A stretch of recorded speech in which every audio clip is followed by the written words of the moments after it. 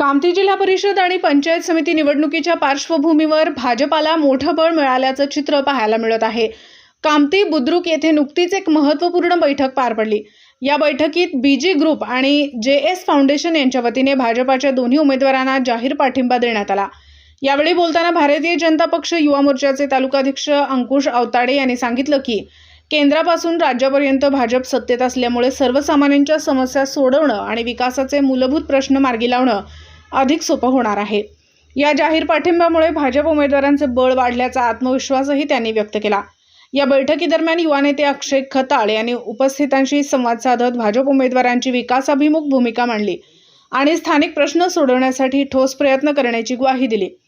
या कार्यक्रमाला कामती उपसरपंच मनोज गायकवाड, आनंद गायकवाड, राहुल गायकवाड, ऋषीभाऊ गायकवाड, माजी ग्रामपंचायत सदस्य संजय राठोड यांच्यासह बीजी ग्रुप व जेएस फाउंडेशनचे अनेक पदाधिकारी व कार्यकर्ते मोठ्या संख्येने उपस्थित होते।